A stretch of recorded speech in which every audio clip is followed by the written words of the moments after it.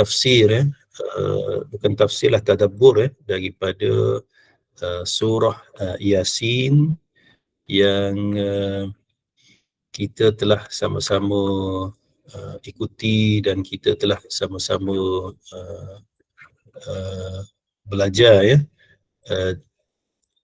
dan insyaAllah pada malam ini kita cuba melihat beberapa ayat lah daripada surah Yasin, ayat 59 hingga 62 insyaAllah. Saya cuba share skrin dulu umpan Okey. Saya minta maaf malam ni cuba buat PowerPoint tapi ada masalah dengan saya punya Microsoft Word, jadi tak boleh nak edit. Jadi kita cuba tengoklah apa yang ada dalam online ini. Mudah-mudahan kita mendapat manfaat lah Baik, ayat yang ke-59 hingga ayat yang ke-62. Ada berapa ayat tu? Ada 1, 2, 3, 4 ayat insyaAllah malam ni. Jadi kita baca sama-sama boleh ibu-ibu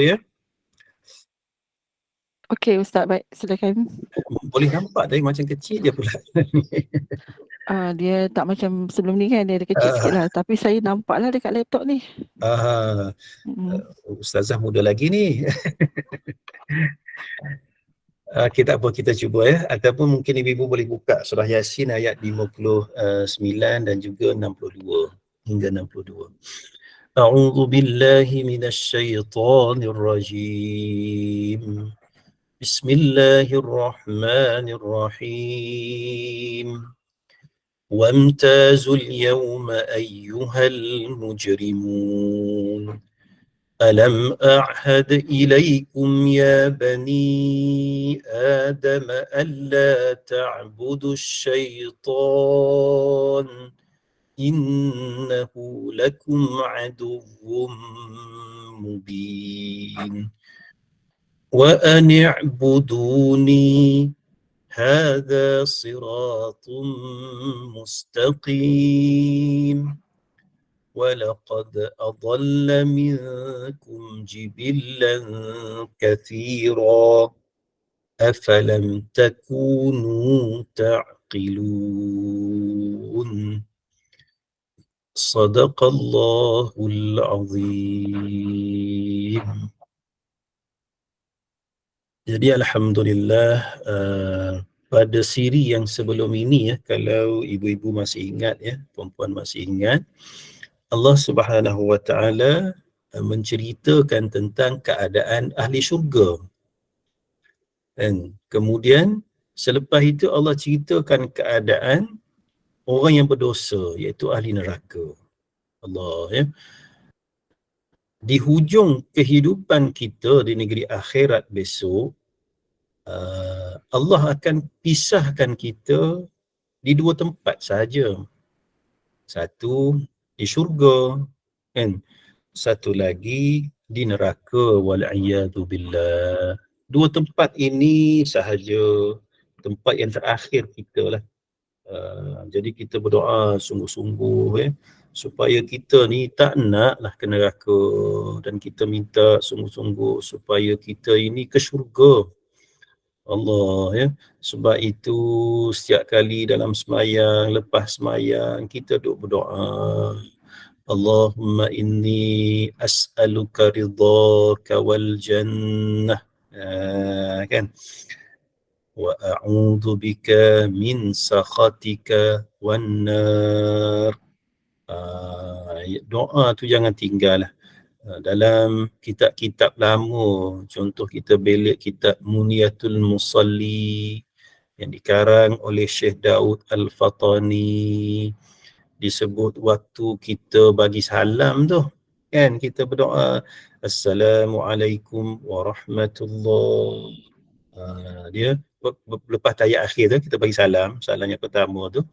Antara adab kita bagi salam ibu-ibu masa kita tahiyat akhir, kita memandang ke arah jari telunjuk kita ni. Kita baca tahiyat tu kan, tengok jari telunjuk. Bagi orang lelaki nampak jari telunjuk dia. bagi wanita dalam telekung di tempat jari telunjuk tu lah. Sebab dalam semayang ni kita tempat yang disunatkan kita pandang, yang pertama di tempat sujud. Bila kita pandang tempat sujud tu ibu-ibu, waktu kita qiyam, waktu kita ruku, waktu kita iktidal, sunat kita tengok di tempat sujud. Waktu kita baca tahiyat, sunat kita pandang di jari telunjuk yang kita tunjuk tu kan. Jadi waktu tahiyat akhir tu, kita akan tengok di jari telunjuk kita lah. Kemudian kita akan bagi salam. Assalamualaikum warahmatullahi. Itu adab dia.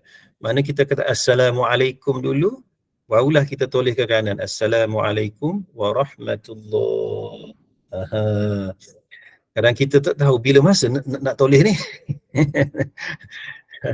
Nak toleh bila kita dah sebut Assalamualaikum warahmatullahi.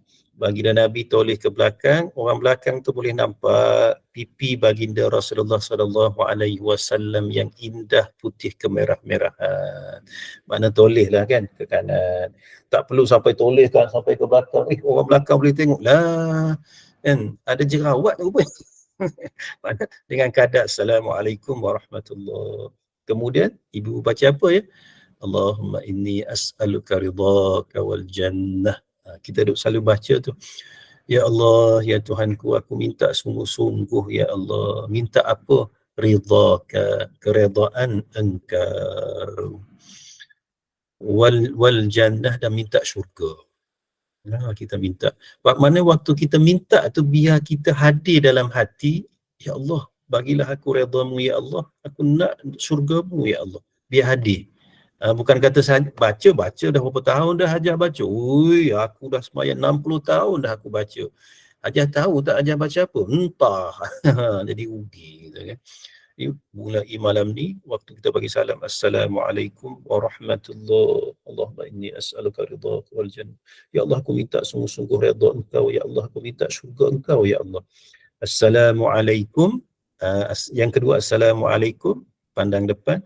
Warahmatullahi, baru toleh ke kiri. Wa a'udzu bika min sakhatika wan nar.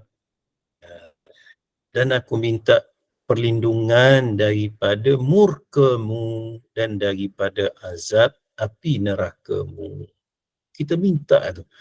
Jadi kita minta, sudah tentulah kita kena tahu dan kita kena sedar kita minta benda tu.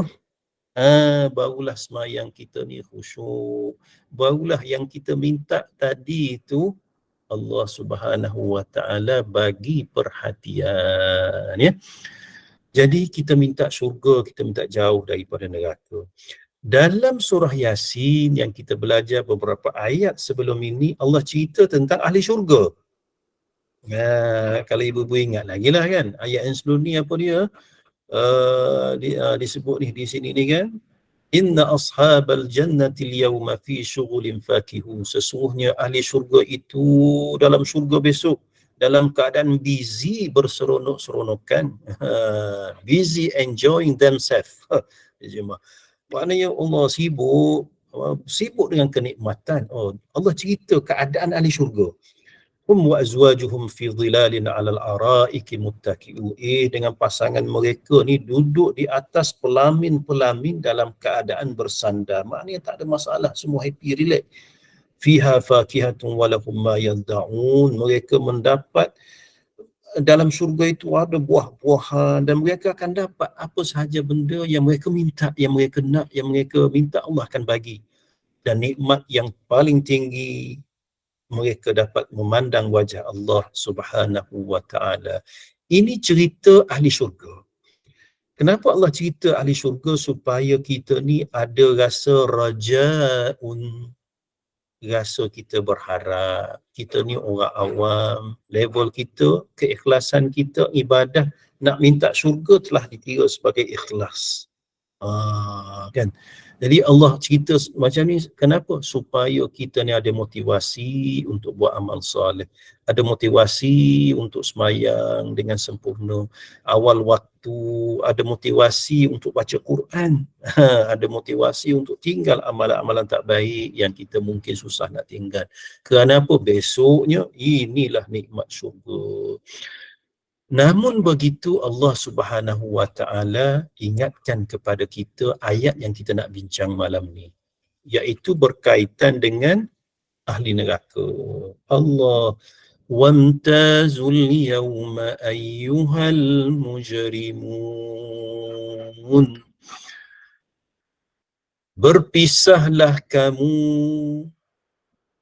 dari orang-orang mukmin pada hari itu, wahai orang-orang yang berbuat jahat. Allahu Akbar.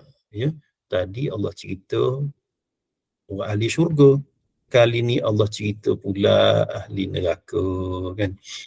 Dia ibu-ibu ya, bila kita dibangkitkan besok di negeri akhirat, bila kita dihimpunkan di padang mahsyar, dalam suratul Waqiah disebut ada 3 golongan masa perhimpunan tersebut. Yang pertama ashabul yamin, golongan yang berada di sebelah kanan arasy Allah, di sebelah kanan Nabi Adam alaihissalam, menerima buku catatan amalan melalui tangan kanan. Orang ini, golongan ini kebanyakan ahli syurga. Kemudian ashabus shimal, golongan yang berada di sebelah kiri arasy. Ramai menerima buku catatan amalan dari tangan kiri, dari belakang. Allah, kebanyakannya ahli neraka. Musibah ni. Satu lagi, muqarrabun, orang yang hampir dengan Allah ke syurga tanpa hisap. Ada 3 golongan. Bila selesai semua dihitung, dihisap oleh Allah, tak tahulah berapa juta tahun keadaan tersebut. Kemudian akhirnya ada 2 sahaja tempat. Sama ada ashabul jannah, syurga. Siapa penghuni syurga? 2 golongan tadilah, muqarrabun, orang yang hampir dengan Allah, minan nabiyyin, para nabi, minas syuhada, orang mati syahid, wassalihin, orang-orang soleh. Kita berdoalah, walaupun kita ni ya Allah jahil, walaupun kita ni tak banyak amal ibadah, tapi kita kena minta syurga dengan Allah, minta syurga tanpa hisap, kan. Mudah-mudahan kita termasuk, amin, kan. Ataupun ashabul yamin, golongan yang berada sebelah kanan tadi, dihisap oleh Allah, berat timbangan amalannya, ke syurgalah dia. Ada yang meniti titian sirat tapi akhirnya ke syurga juga. Yang ni ke syurga, ashabul jannah. Allah. Yang satu lagi inilah ahli neraka. Ahli neraka ni siapa? Ahli neraka ni dalam ayat-ayat lain kita duk dengar, kita duk baca, kita duk tadabbur, orang kafir ahli neraka, kan. Mana orang yang mensyirikkan Allah, orang yang menyekutukan Allah, tidak percaya pada Allah, tu orang kafir, ahli neraka lah dia, dan neraka selama-lamanya, waliyadzubillah. Dan satu lagi golongan, iaitu al-mujrimun. Al-mujrimun ni apa ibu-ibu ya? Al-mujrimun ini orang yang berbuat kejahatan. Sebahagian daripada mufassir menyebut orang kafir itu termasuk al-mujrimun. Dan orang yang buat kejahatan juga ada dalam kalangan orang mukmin. Bila ditimbang amalannya, ya Allah, banyak dosa dia. Duk korek-korek pahala dah tak jumpa dah pahala. Kan, berat belah dosa, maka ke neraka juga orang ni. Walaupun di akhirnya akan masuk ke syurga, tapi kena celup dulu dalam neraka, membakar segala dosa-dosanya. Berat tu, bukan ringan. Jangan kita kata tak apalah, masuklah dulu sekejap, check in sekejap dalam neraka, lepas tu masuk syurga juga. Jangan main-main dengan api neraka, kan. Api atas dunia ni pun yang berapa puluh kali ganda dengan api neraka tu, berapa puluh kali ganda dalam hadis sebut tu, kan. Itu pun tak sanggup kita lepas kuliah ni, sebelum kita panaskan apa-apa dekat dapur, goreng apa-apa kat dapur, buka dapur yang biasalah kalau dapur dia lah, dapur biasa tu, ataupun pasang lilin ke, lilin happy birthday to you tu kan. Kemudian letak kita punya tapak tangan sekejap je, tak lama, letak seminit, tengok macam mana meraung kita kan. Oh, itu api atas dunia, api dalam neraka Allah kan, berlipat kali ganda dia punya panas, bawah api, keliling api, atas api. Oh, kita tengok dekat highway sekarang ni orang accident, biasa accident yang teruk-teruk tu sampai terbakar kereta. Bila kita perlahan jalan jam tengok kereta accident terbakar tu, kita tengok yang dah terbakar, tengok bukan kereta kecil-kecil ni, kereta besar-besar ni, Ferrari lah apa yang terbakar tu kan. Allah, jadi gantung sekejap je, 5 minit je terbakar. Yang harga berjuta-juta tu, kita masa belum terbakar tu punyalah cantik, meleleh. Orang lelaki kalau tengok kereta-kereta lawa-lawa kan, oh teringin nak beli tapi duit je tak ada. Cantik, tapi lepas kena bakar tak sampai 5 minit, ya Allah, gantung tak nampak rupa. Bayangkan kita manusia ni, kalau kena bakar macam mana keadaannya, dahsyat ya. Paling ringan orang diazab oleh api neraka, akan dialirkan air daripada api neraka tu, kemudian dipakaikan sandal daripada api neraka, diletakkan bara api neraka di tempat yang lekuk pada tapak kaki, kena dia menggelegak sampai ke otak. Allah, meraung dia. Dia kata, akulah orang yang paling teruk dia azab. Padahal itulah azab yang paling ringan. Yang paling teruk dahsyat lagi. Jadi kita minta jauh ibu ya. Lalu Allah Subhanahu wa ta'ala memberi amaran. Wamtazul yawma ayyuhal mujrimun. Berpisahlah kamu dari orang mukmin pada hari ini, hai orang-orang yang berbuat jahat. Berpisah nak pergi mana? Pergi ke neraka. Allah. Dalam tafsir Ibnu Kathir disebut, dia kata Allah menceritakan nasib yang dialami oleh ahli neraka dan kalangan orang kafir ini. Allah memerintahkan agar mereka ini berpisah daripada tempat orang mukmin dalam ayat ini. Jadi ayat ini sebenarnya diterangkan oleh Imam Ibnu Kathir melalui ayat yang lain, termasuklah daripada surah Yunus. Wa yawma nahsyuruhum jami'a, dan ingatlah pada suatu hari ketika itu kami mengumpulkan mereka semua. Thumma naqulu lilladhina asyraku, kemudian kami berkata kepada orang yang mensyirikkan Allah, makanakum antum wa syurakaukum fazayyalna bainahum, tetaplah kamu dan sekutu-sekutumu di tempatmu, lalu kami pisahkan mereka. Allah pisahkan orang mukmin, ahli syurga tempatnya, ahli neraka dipisahkan. Dalam ayat lain Allah sebut dalam surah Ar-Rum, wa yawma taqumus sa'atu yawma idzin yatafarraqun, dan pada hari terjadinya hari kiamat, manusia itu yauma idzin yatafarraqun, duduk dalam golongan-golongan, berpecah-pecah, berpisah-pisah dalam kelompok masing-masing. Ahli syurga kelompok ahli syurga, ahli neraka kelompok ahli neraka.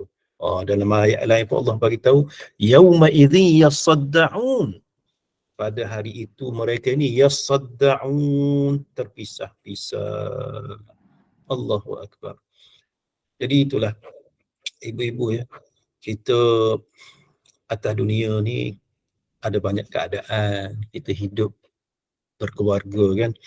Ada orang atas dunia ni Allah bagi nikmat sentiasa dengan ahli keluarganya, bahagia dia dengan isteri, dengan suami, dengan anak-anak, bahagia hidup bersama, keluarga yang harmoni kan, berkasih sayang Ya Allah, harmoninya kehidupan, hari cuti berkumpul, hari perayaan berkumpul, buat family day, pergi ke sana bersama-sama lah, mana happy kita, bakar ayam barbecue lah, apa, bercuti lah sama-sama, Masya Allah, happy dia. Kemudian Allah pisahkan kita di alam barzakh.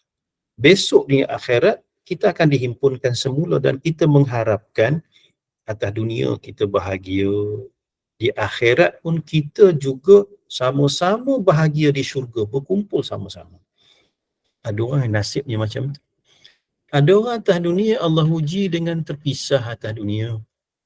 Terpisah, mungkin suami isteri terpisah, banyak sebablah terpisah, ataupun dengan anak-anak, anak cucu terpisah, teringat sangat-sangat, tapi Allah uji dengan perpisahan macam-macam, jadi ujian Allah uji kan dalam keluarga. Tapi di akhirat, kerana masing-masing atas dunia ini buat amal soleh, isteri buat amal soleh, suami buat amal soleh, cuma terpisah. Anak-anak buat amal soleh, besok akan berkumpul semula di syurga. Ini orang terpilih, kan? Yang paling atas tadi, yang atas dunia bersama, di akhirat bersama tu satu nikmat sangat besar, sangat dipilih oleh Allah. Ada yang Allah uji atas dunia terpisah, tapi di akhirat boleh bersama-sama. Ada golongan, ada keluarga atas dunia dia bersama-sama bahagia dia, cuti, anak-anak cuti sekolah, pergi Langkawi, pergi Turki, pergi umrah, macam-macam lah, sama-sama satu family, kan, bahagia.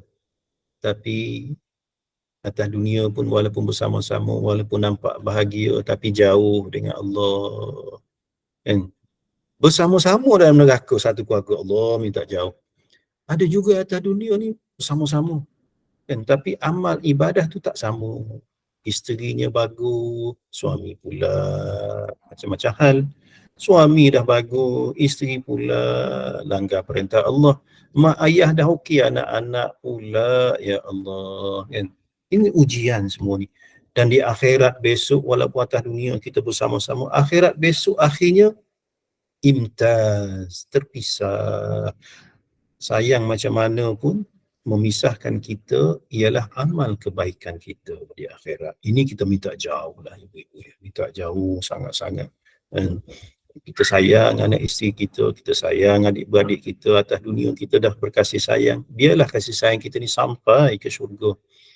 Ada yang atas dunia Allah uji dengan terpisah, bercerai suami isteri, keluarga porak-poranda, anak-anak terpisah dengan mak ayah, dan buat hal pula atas dunia sehinggakan di dunia akhirat juga terpisah. Allahu Akbar, inilah yang paling dahsyatlah keadaan. Jadi itulah kita, kehidupan kita ini, biarlah kita dapat rasa bahawa kita ni bukan hanya hidup di dunia, kita bukan hanya kejar kebahagiaan, kesejahteraan atas dunia sahaja. Kita bukan hanya kejar keindahan, kenikmatan ataupun kebahagiaan berkeluarga atas dunia.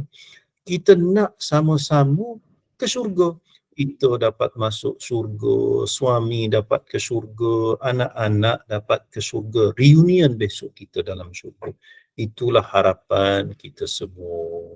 Sebab itulah Allah selalu pesan, ya, kalau kita duk selalu baca Quran, terutama kepada ketua keluarga lah, Allah selalu ingatkan, qu anfusakum wa ahlikum nara. Jagalah diri kamu, bukan diri kamu seorang, wa ahlikum, dan anak dan ahli keluarga kamu. Jaga daripada apa? Jaga daripada api neraka. Allah. Sebab itulah kita beringat, sama-samalah kita hidup sama-sama. Bukan senang ni. Bukan senang. Hidayah dan taufik itu milik Allah. Tapi kita berusaha. Masing-masing Allah uji dengan pelbagai ujian. Benda yang lepas, biarlah berlalu. Yang penting kita melihat hari ini dan kita mengharapkan kebaikan hari esok.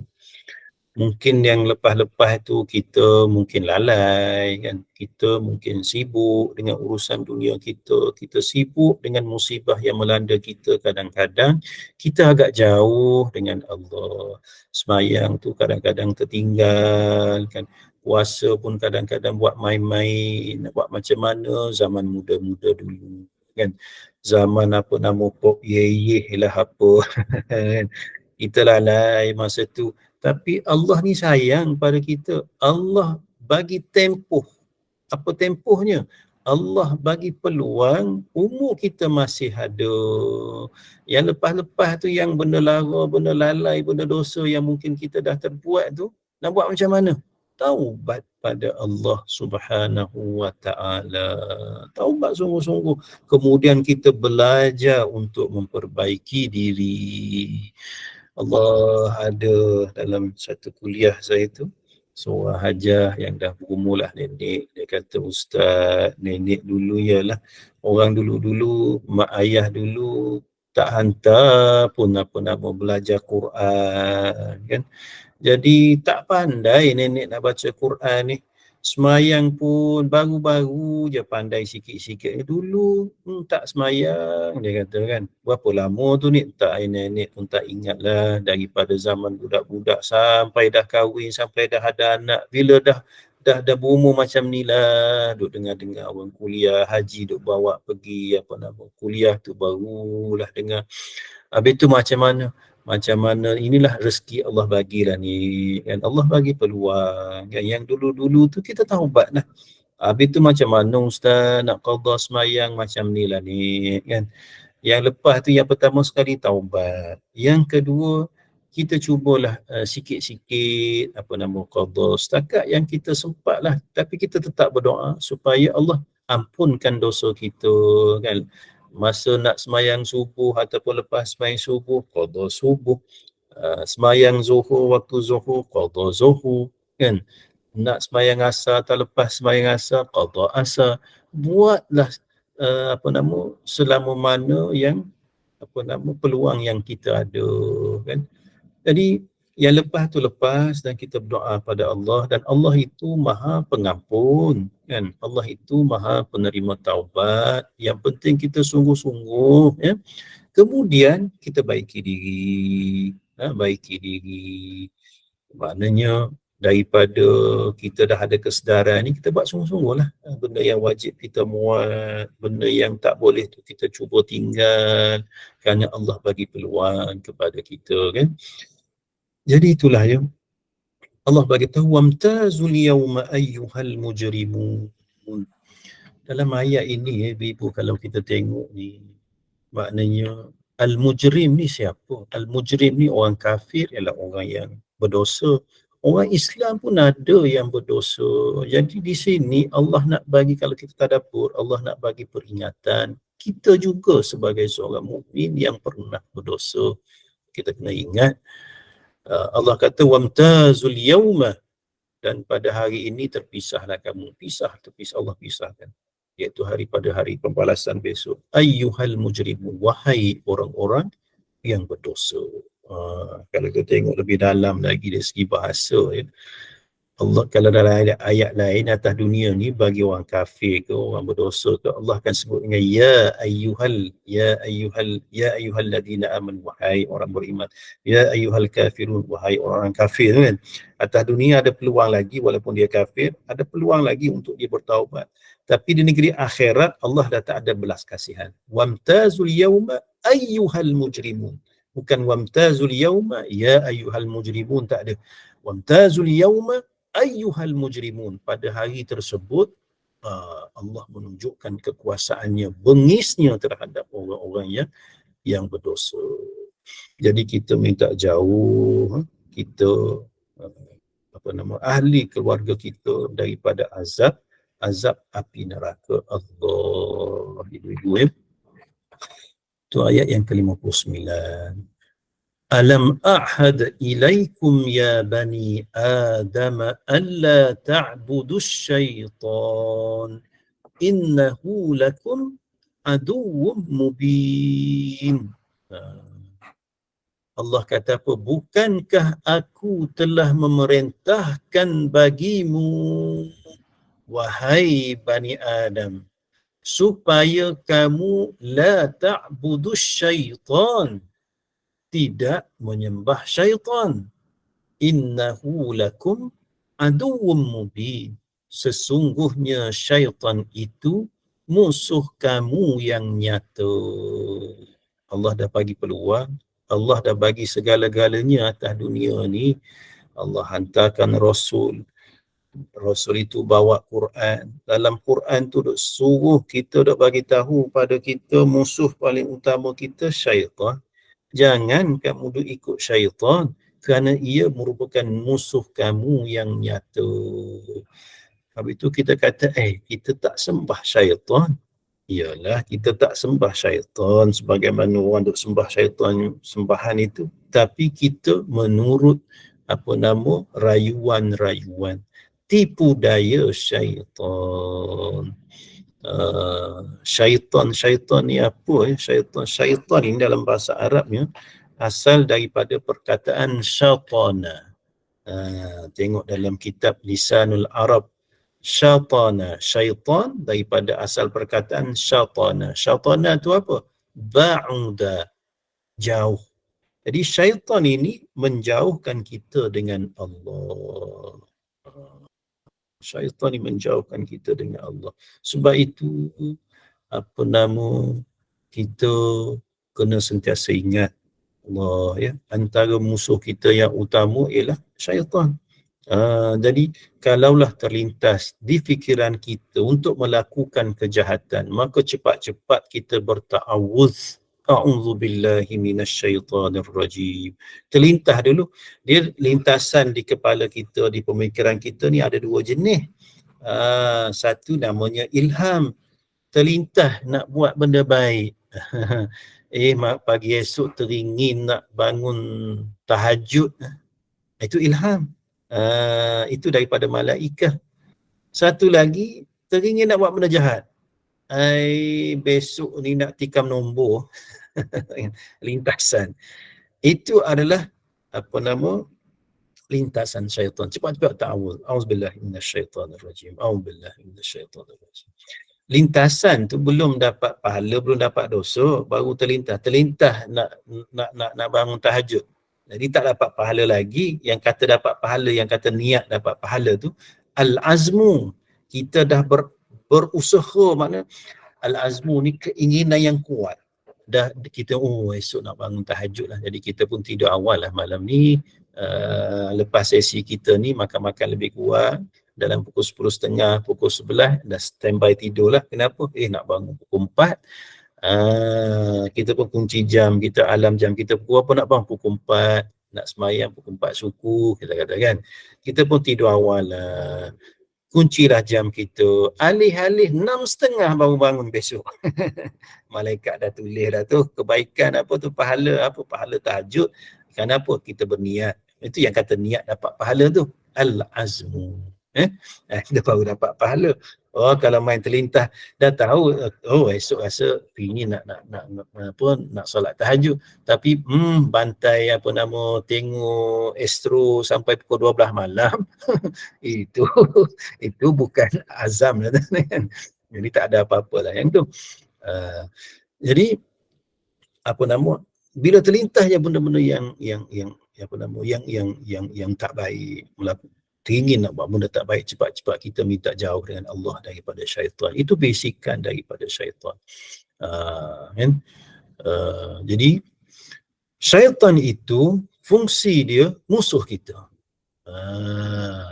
Sama ada syaitan itu dalam golongan iblis, dalam golongan jin, ataupun mungkin dalam golongan manusia pun ada syaitan. Dan tugas dia ialah memusuhi kita, ajak kita supaya kita engkar perintah Allah. Bila kita engkar perintah Allah, kita akan bersama-sama dengan mereka dalam neraka. Wal'iyadu billahi min dzalik. Minta jauh. Sebab itu kena beringat saya yang bercakap ni pun, ya Allah, kadang-kala kita terlalai, kadang-kala terleka kan, minta jauh daripada hasutan iblis, syaitan dan sebagainya. Kerana apa? Bukankah kita telah melakukan perjanjian? Allah dah bagi tahu siap-siap kepada kita, wahai anak Adam. Kita semua ni lah. Allah kata apa? Allah ta'budu syaitan. Jangan kamu menyembah syaitan. Jangan kamu mengikut syaitan. Kenapa? Syaitan itu aduwwum mubin. Musuh yang nyata bagi kamu. Wa ani'buduni. Dan sekiranya dan seandainya dan hendaklah kamu, maksud wa ani'buduni, dan hendaklah kamu menyembah aku, kata Allah. Hadza siratun mustaqim. Inilah jalan yang lurus. Sebab itu dalam sembahyang, setiap kali kita sembahyang kan kita baca Fatihah. Dalam Fatihah tu kita duk minta. Sembahyang maghrib tadi 3 kali kita minta ihdinas siratal mustaqim. Biar hadir hati kita tu waktu kita kata ihdinas siratal mustaqim. Ya Allah, tunjukkanlah kami ni jalan yang lurus. Jalan yang lurus tu jalan apa? Jalan Islam. Tengok dia tafsirkan. Jalan Al-Quran. Jalan yang ditunjukkan oleh baginda Nabi sallallahu alaihi wasallam. Dia 2 jalan je. Wa hadainahu sabilaini imma syakiran wa imma kafura. 2 jalan. Jalan hidayah dan jalan kufur. Kalau jalan kufur, jalan syaitan tadi. Yang Allah suruh, u'buduni. Aku dah suruh kamu ni sembah aku. Kerana inilah jalan yang lurus. Mintalah dengan Allah, tunjukkanlah kami ni jalan yang lurus, ya Allah. Berilah kekuatan kepada kami ni untuk beramal dengan amalan yang soleh, berada pada jalan yang lurus. وَلَقَدْ أَضَلَّ مِنْكُمْ جِبِيلًا كَثِيرًا أَفَلَمْ تَكُونُوا تَعْقِلُونَ.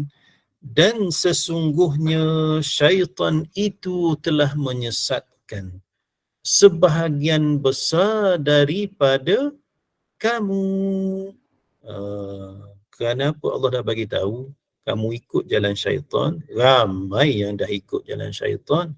Atas dunia hari ni pun kita tengok berapa jumlah manusia atas dunia ni, 7 million kita katakan. 7 hingga 8 million. Yang Islamnya berapa? 1.4, 1.3. Maknanya sebahagian besar tu mengikut jalan syaitan. Yang paling kecil je yang ikut jalan Islam. Dalam 1.3, 1.4 tu pun macam-macam aliran. Ada yang Syiah, ada yang Ibadi, ada yang macam-macam. Jadi kita yang duduk di jalan Islam, ahli sunnah wal jamaah, yang berusaha untuk memperbaiki diri dengan kita teguh dengan akidah kita, kita ini teguh dengan amal soleh kita mendapat satu nikmat yang sangat besar yang tidak ada galang ganti. Apa dia? Nikmat hidayah Islam kita ni. Nikmat hidayah Islam, hidayah agama yang Allah bagi pada kita, kebanyakannya orang Malaysia ni lah. Apa dia? Mak ayah dah Islam, maka kita pun menjadi Islam. Bayangkan kalau Allah uji kita dengan mak ayah yang bukan Islam. Berapa ramai yang dipilih oleh Allah daripada mak ayah bukan Islam, memeluk Islam? Tak ramai. Jadi kita ni, Allah dah pilih dah. Mak ayah kita, keturunan kita dah Islam dan kita pun Islam. Kita telah berada pada jalan yang lurus. Tinggal lagi bagaimana kita ini mempersiapkan diri kita dengan amal soleh ketika kita berada di jalan ini. Kerana apa? Yang mengikut jalan-jalan syaitan tu tadi, adalla minkum jibilan kathira. Maknanya syaitan tu tadi telah menyesatkan manusia ini, bukan seorang dua, tapi sebahagian besar daripada orang mukmin. Afalam takunu ta'qilun, bukankah kamu tidak, apakah kamu tidak memikirkannya? Itulah kan. Sebab itulah Allah bagi kita akal yang waras supaya kita sentiasa belajar, berada dalam majlis ilmu. Bila kita belajar, berada dalam majlis ilmu, kita akan sentiasa diingatkan tentang ini jalan yang sekian-sekian, ini caranya, ini kaedahnya, ini cara nak buatnya, diingatkan sentiasa supaya kita berfikir. Kalaulah kita tidak berada dalam majlis-majlis ilmu, mungkin kita akan lalai lah, duduk tengok drama daripada TV rumah kita tu, TV hitam putih, TV yang ada pintu kan, kepada TV yang besar Sony ke apa tu kan, yang nak tukar channel kena tekan tu, kepada TV yang dah ada TV color pakai remote. Sekarang ni TV dah tak ada kaki, dah kena kencing manis dah, semua nipis gantung kat dinding. Daripada TV tu ada kaki macam akuarium sampai TV dah dikencing manis, duk tengok lagi kita sampai ketua kan.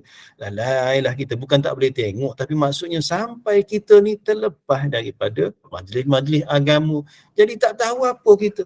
Allah, jadi ruginya. Jadi sebab itu kita sentiasa hadir dalam majlis-majlis ilmu supaya kita sentiasa diingatkan tentang kehidupan kita selepas ini, diingatkan tentang bahawa kita ni tak kira lah siapa kita, baik laki, baik perempuan, baik kaya, baik miskin, baik berpelajaran, baik tidak berpelajaran. Kita ada satu musuh yang paling utama, iaitu syaitan. Beringat. Macam mana kita tahu? Sentiasa disebut dalam majlis ilmu, sentiasa disebut dalam majlis zikir, sentiasa disebut dalam kuliah-kuliah, dalam Quran, dalam benda-benda yang berkaitan dengan peringatan tentang akhirat. Afalam takunu ta'qilun, maka apakah kamu tidak memikirkannya? Jadi ibu-ibu ya, dalam ayat ini, bila kita buka dalam tafsir Ibnu Katsir ni, Al-Imam Ibnu Katsir dia ada menukilkan satu hadis ya.